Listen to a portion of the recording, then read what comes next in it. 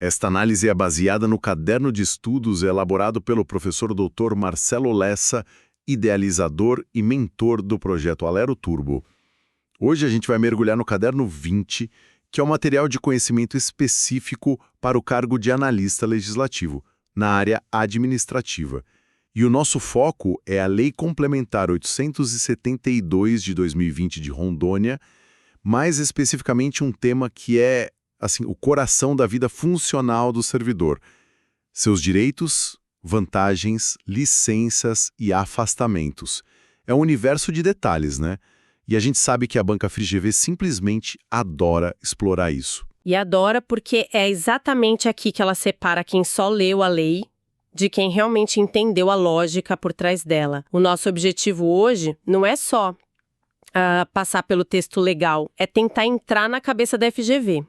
Vamos decodificar o raciocínio da banca, sabe, mapear as armadilhas mais comuns e focar naqueles detalhes que, no dia da prova, fazem toda a diferença entre a aprovação e o quase.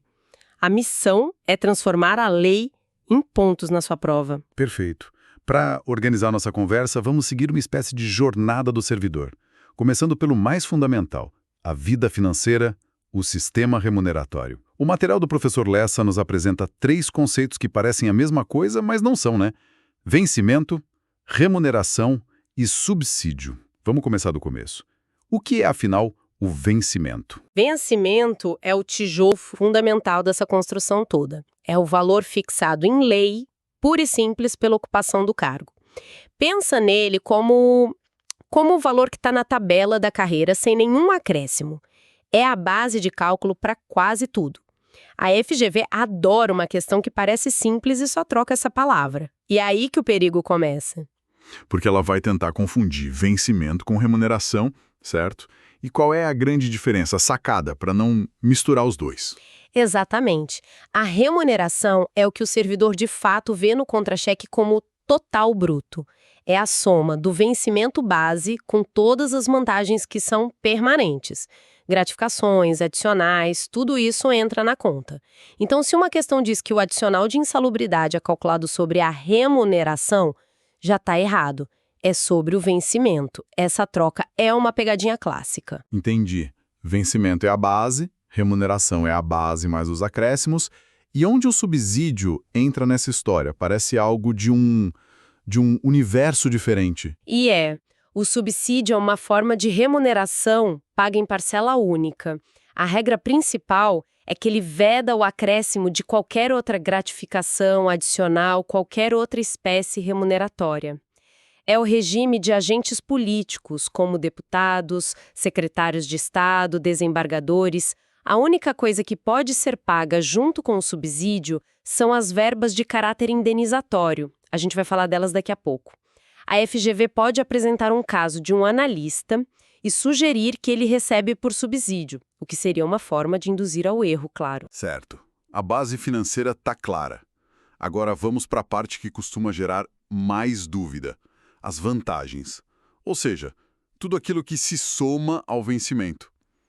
Uma coisa que eu achei muito útil na organização do professor Lessa é a divisão delas em 2 grupos, com lógicas opostas, né? O que te reembolsa por um gasto e o que te paga mais por uma condição de trabalho. Vamos começar pelo reembolso, as chamadas indenizações. Essa distinção é a chave para entender tudo. Indenizar significa reparar, cobrir um custo que o servidor teve para poder realizar o trabalho dele. Ele gastou dinheiro do próprio bolso e a administração o reembolsa. O material cita os 4 exemplos clássicos: ajuda de custo, para o servidor que precisa se mudar de forma permanente a trabalho, diárias, para viagens temporárias, indenização de transporte, para quem usa veículo próprio a serviço, e o auxílio moradia, em casos bem específicos. E o que é fascinante aqui é a consequência tributária disso, não é? Se é um reembolso, a lógica muda completamente. Precisamente. Se não é um acréscimo patrimonial, se é apenas a devolução de um dinheiro que já era do servidor e que ele gastou a serviço, então não é renda. E se não é renda, não incide imposto de renda nem contribuição previdenciária. Esse é um dos pontos favoritos da FGV. Ela vai criar um cenário onde um servidor recebe um valor alto de diárias e vai afirmar que esse valor integra a base de cálculo para a aposentadoria. E está errado. Indenização não incorpora e não sofre descontos. O material traz a questão 03, que ilustra isso de forma muito prática. O caso do servidor que recebeu diárias, mas não viajou. Parece óbvio que ele tem que devolver. Mas onde a banca pode complicar isso? A banca complica nos detalhes. A lógica é: a diária indeniza despesas com pousada, alimentação e locomoção.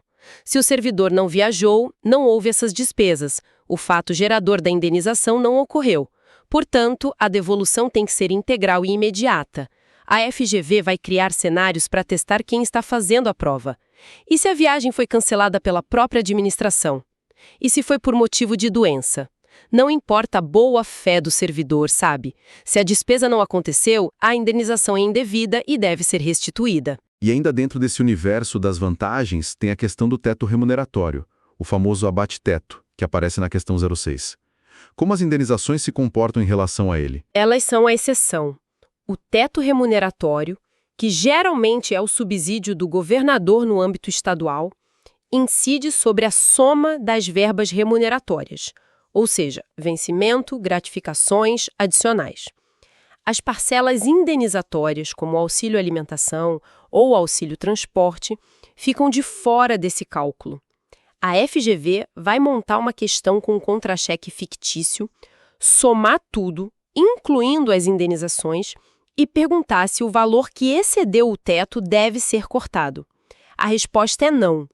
Antes de aplicar o corte, é preciso subtrair as verbas indenizatórias da soma total.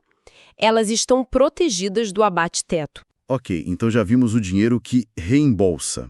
Agora vamos para o outro lado da moeda, o dinheiro que recompensa. As gratificações e os adicionais, pagos por condições especiais de trabalho. Isso. Aqui a gente não está mais falando de reembolso. Aqui a administração está pagando um plus ao servidor porque ele está trabalhando à noite, ou num local perigoso, ou fazendo mais horas do que o previsto. São parcelas que retribuem um ônus maior no exercício da função.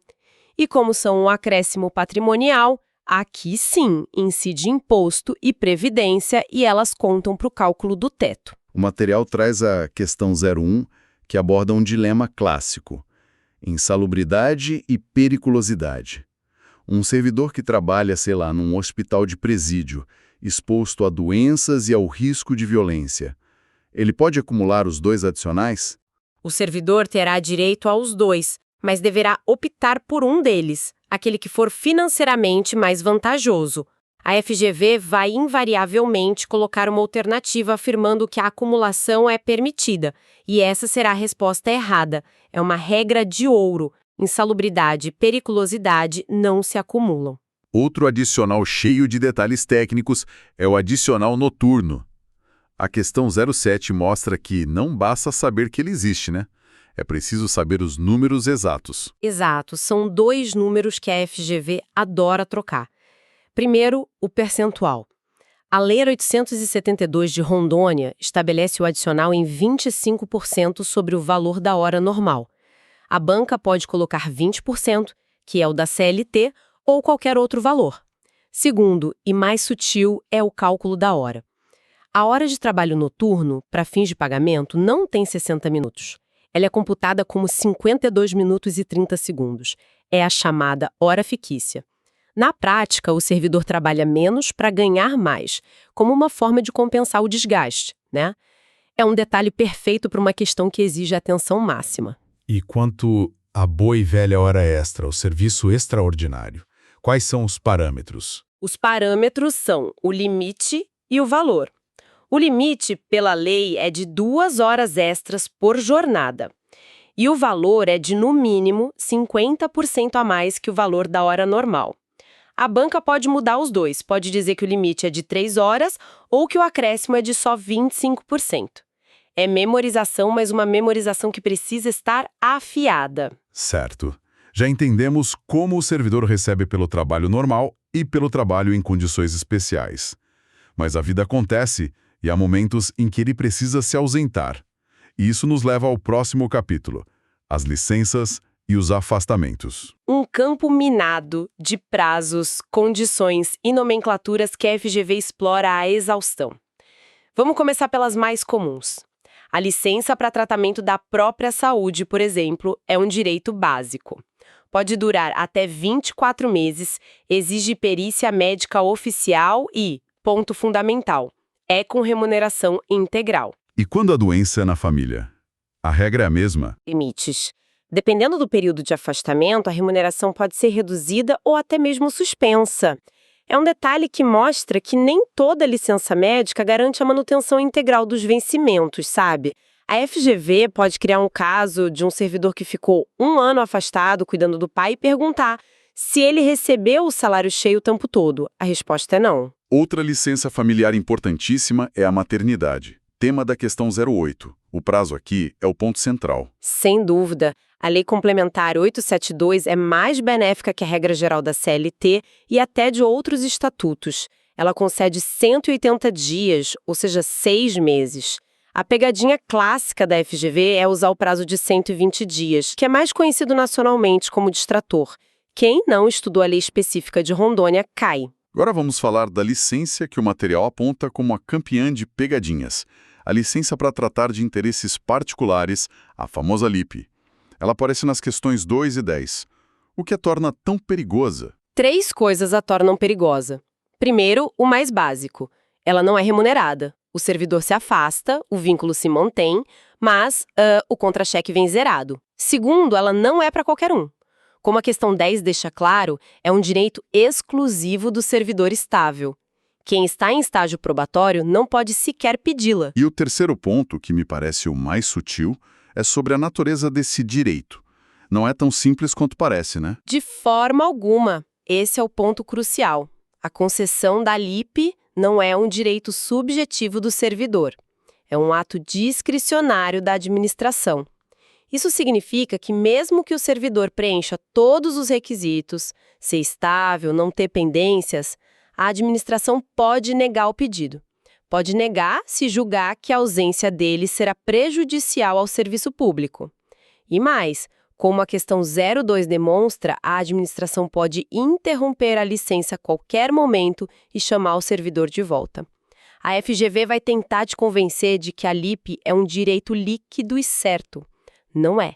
O servidor tem o direito de pedir, mas a administração tem o poder de conceder, negar ou revogar. Tudo com base no interesse público. Isso nos leva a outro ponto que o professor Lessa destaca. A diferença entre a licença especial, que existe na Lei de Rondônia, e a licença para capacitação, mais comum em outros lugares. Essa é uma observação de quem conhece a fundo o histórico das leis de servidores.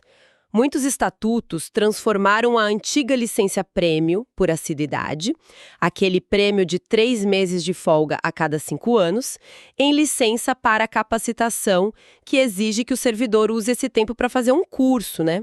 A Lei de Rondônia, no entanto, manteve o modelo antigo, a licença especial, como um prêmio mesmo. Saber disso é vital, porque a FGV pode descrever uma situação e perguntar se o servidor precisa se matricular em um curso para gozar da licença. No caso da Alero, estaria errado. Certo. E além dessas licenças mais longas, existem as ausências curtas, as concessões, tipo para casamento ou luto. A questão 9 fala disso. O que precisamos memorizar aqui? Os prazos, sempre os prazos.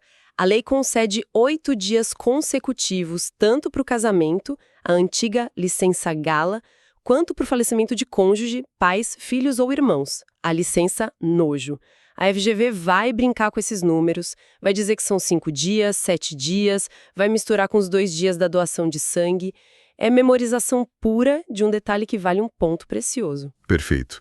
Já cobrimos o salário, as vantagens e as licenças. Mas e se o servidor sentir que um direito seu foi negado? Digamos que uma gratificação veio calculada errada ou uma licença foi indeferida.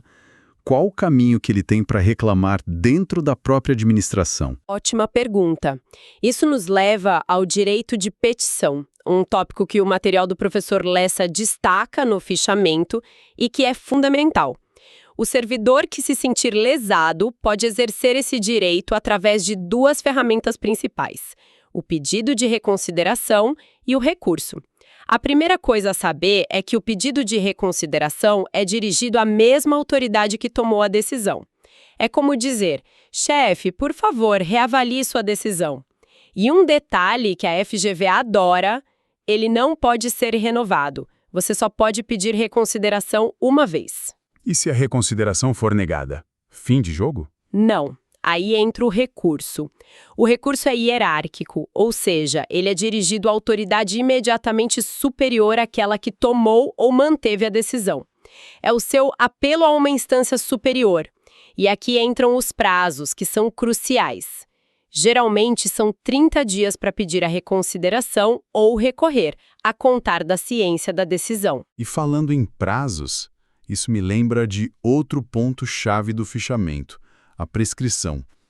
O direito do servidor de reclamar dura para sempre? De forma alguma. A prescrição é a perda do direito de ação pelo decurso do tempo. No serviço público, a regra geral para quase todas as pretensões contra a fazenda pública é a prescrição quinquenal, ou seja, de 5 anos. Se o servidor percebeu que recebeu uma vantagem a menos, ele tem 5 anos para reclamar, a contar da data em que o pagamento deveria ter sido feito. A FGV pode tentar confundir esse prazo de 5 anos com prazos de outras leis, como 120 dias do mandado de segurança. É preciso ter clareza. Para ações patrimoniais contra o Estado, a regra é de 5 anos. Isso amarra muito bem a jornada.